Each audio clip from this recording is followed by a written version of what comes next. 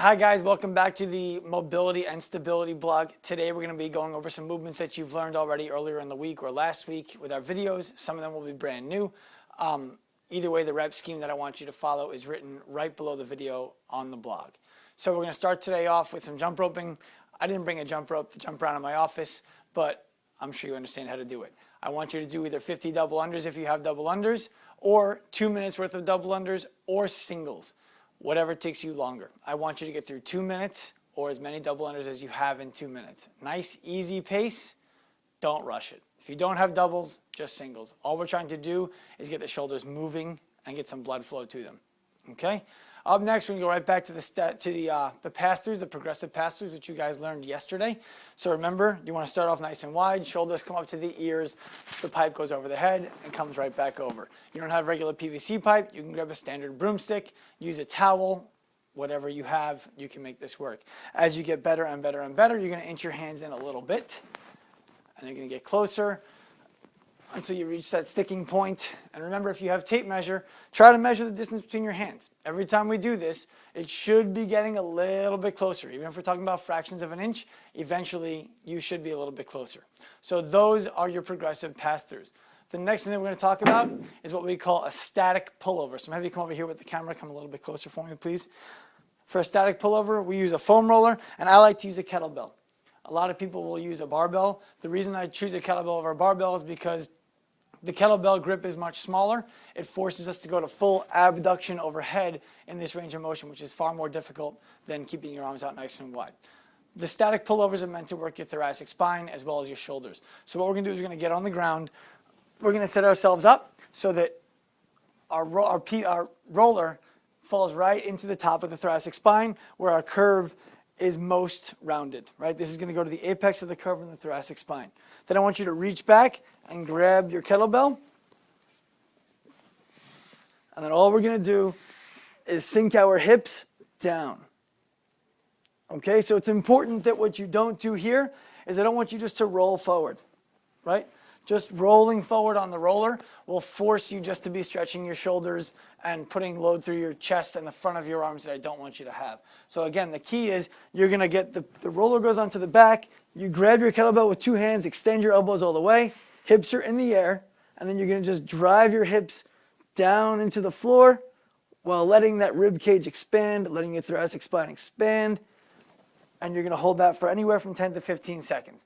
And we're going to do anywhere from 5 to 10 repetitions of that with just a little break in between each one until you feel like there's no progression in the movement. When you feel like you're not gaining anything from it, you're going to take a break. This is slightly uncomfortable, but I promise you, before you start doing overhead lifts and anything that you're pressing overhead, catching overhead, this movement will really help to stabilize the thoracic spine.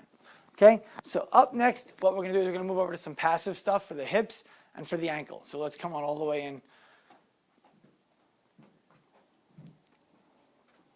We have our band here wrapped around a table. You can do this around your pull-up rig. You can do it around anything heavy enough to hold it. All we do is we take the band, nice substantially thick band, not the heaviest one you have, all the way through, and then again through itself. Okay? To work on the hip, come around this way for me, please. All we're going to do to work on the hip, you're going to go ahead and step into the band, and you're going to bring it all the way up to the top of the hip. We back up. This hip stays down. The other hip stays up. And we're going to back ourselves all the way up and let that hip drive straight forward. Okay? So why don't you come around over here so they can see a little bit better. You're going to let this drift straight forward. The band should not be pulling your hip, almost like it's pulling it out of the socket, but of course we're not going to have the hip dislocate during this exercise. Let it hold here for anywhere from 20 to 30 seconds, and then switch to the other hip. Okay? For the ankle, all that we're going to do, let the band wrap around the front of the ankle. We're going to walk forward until we feel some nice tension on our ankle. It'll get difficult to actually walk any further. And then from that spot, we're going to go ahead and we're going to squat. If you want, you can really work into it by dropping down to your other knee and forcing some pressure over the top of your leg. Bend that ankle as much as you can. Now the band is pulling my ankle backwards.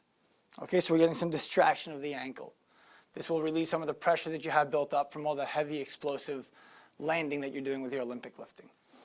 Okay, and it will also help with your ability to squat, because when that ankle moves well, you can get down much easier.